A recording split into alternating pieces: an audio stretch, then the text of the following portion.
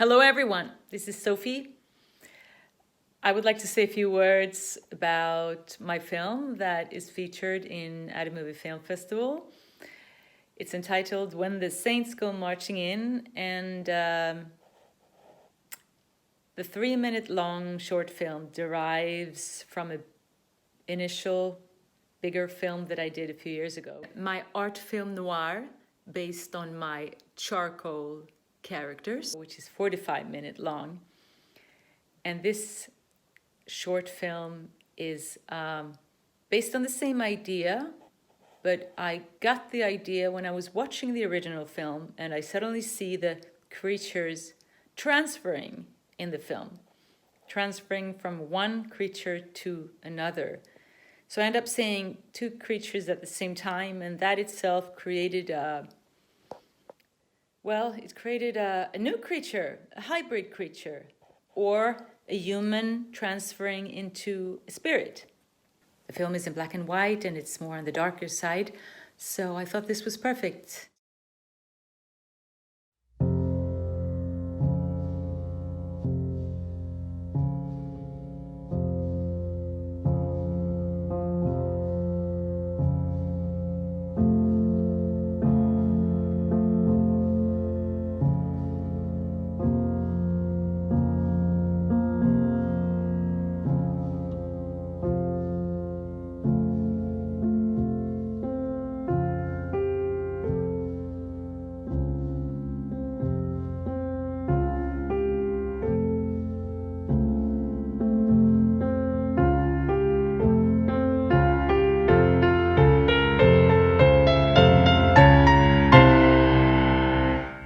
When the saints, when the saints, when the saints, when the saints go marching in, oh, how I want to be in their number. When the saints go marching in.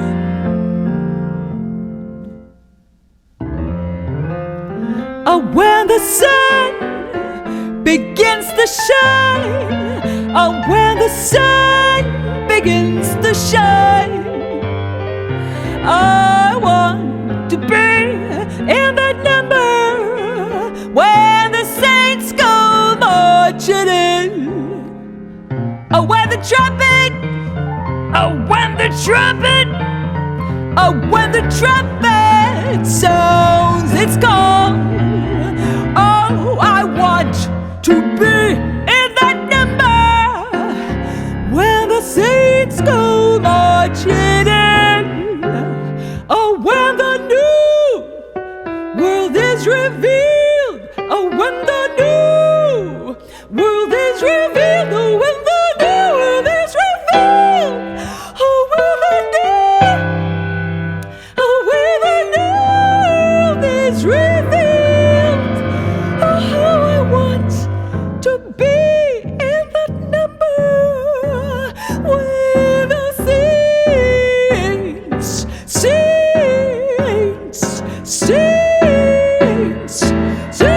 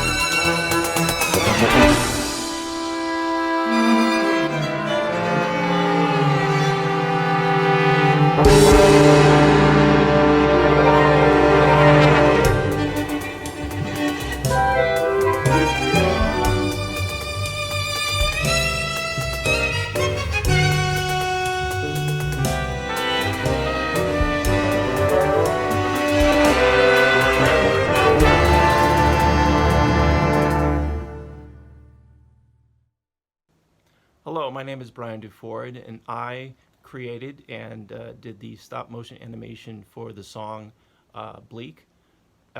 The film itself was directly inspired by the music and kind of came around by accident when I had this light cube in my room and I put the rats on it and it looked really cool on the light cube. I think the light cube was red, and I took some pictures of it, and I really liked that. And then I took these little plastic angels I got from a party store and put them on the cube, and it looked great too. And I took some photographs, and then I got the idea I would like to make a stop motion animation film based on Bleak, kind of going along with the story of the song. I had never done stop motion animation before, so it was all trial and error from the beginning. The tie-in to Day of the Dead would be, I mean, rats are synonymous with pestilence, and I guess angels can either be angels of mercy or angels of death or angels of deliverance. So I guess these two things are kind of competing with each other, but they get along in the film. The angels come on first, and then the rats come on, and I think there's also a loneliness that's present in the film as well that's in the song itself. And I try to work all these elements in, and then at the very, very end, we have Evelyn, who is the patron saint of TAP, of Take a Pick, and was also the patron saint of American Fever, the book that Bleak was inspired from. That's a book by Peter Christian Hall called American Fever. So all these things kind of tie in. So when you watch the video, you can, see what you want to see, and you see different elements of the song, but also a there's sort of a little quirkiness in the actual video itself, and I enjoyed doing it, and I hope you enjoy watching it.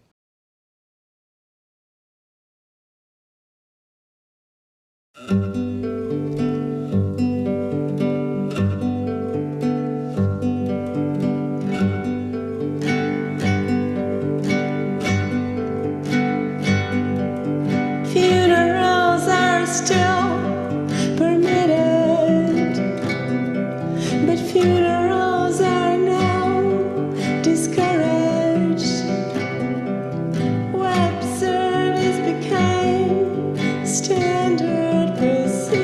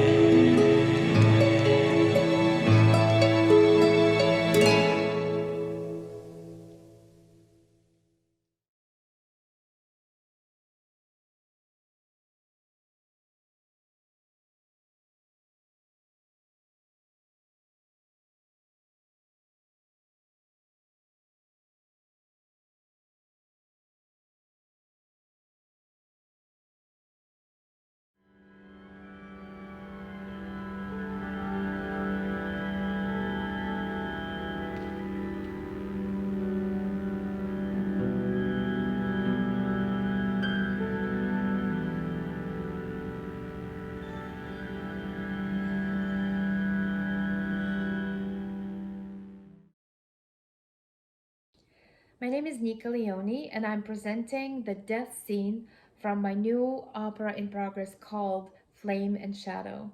Flame and Shadow is based on the life and death of Sarah Teasdale, who was a prominent American poet at the beginning of the 20th century and the first female Pulitzer Prize winner for poetry in 1918. Sarah's life was full of emotional conflicts and inner struggles, as well as physical struggle. She suffered from a mysterious illness that would cause her to experience occasional bouts of excruciating pain. She was ill more than half of her life. And possibly because of this illness, she was obsessed with death. As a poet, she wrote many poems about death, beautiful poems about death. But by the end of her life, when she could no longer write, she fell into a deep depression, and at one point she decided to end her life. She meticulously prepared for her own exit by collecting sleeping pills and saying goodbye to everyone in her life. And in the death scene that you're about to see, she's saying goodbye to her room and she's saying goodbye to her books.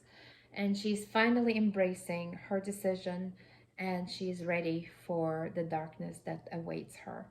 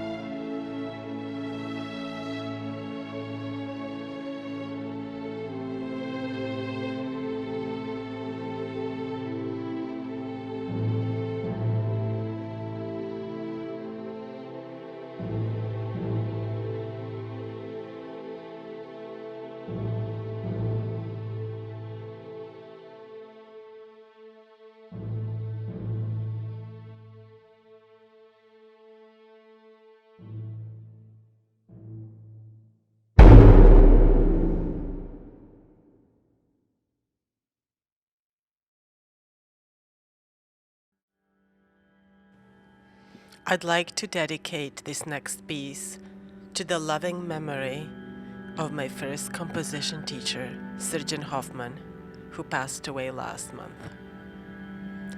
I'd like to read a brief statement which was part of a collective eulogy written by his colleagues, students, and family members.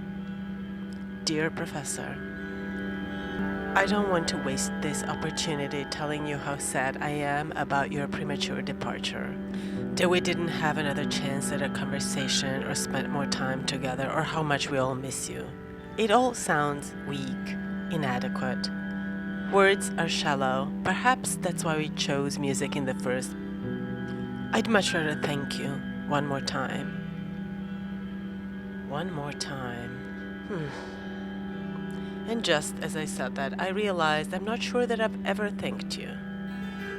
Thanked you for taking me in as a wild card, a refugee from the musicology department, for teaching me to look at the visual arts for the cues and clues on what's coming up in music, for making our composition lessons last hours and hours and hours if needed, which in turn made my postgraduate studies here, where everything lasted only as long as the dollar stretched, feel a little bit like a joke, for being an absolute champ in leading all the extracurricular activities, parties, dinners, travels, for your unparalleled sense of humor and sarcasm, for always being so real and authentic, for getting me hooked on electronic music, but only after I've already finished all my homework, for opening the door to the world of being a composer, which somehow seemed so shiny and sparkly and seductive, even though it often meant sleepless nights,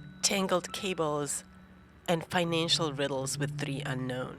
I don't know if I've ever thanked you for any of those things, much less all of them together, and for all of those we don't even have time for anymore. But even though I might have not, I know that you knew it. You understood it, and I want to thank you for that as well. With much love, Milica Paranosic. Postscriptum. To this day, whenever I'm writing a new piece and I have a dilemma, I ask myself, what would Hoffman say? Sometimes I listen to you, sometimes I don't, but you're always there, on that imaginary panel, overlooking my decision with your piercing eyes.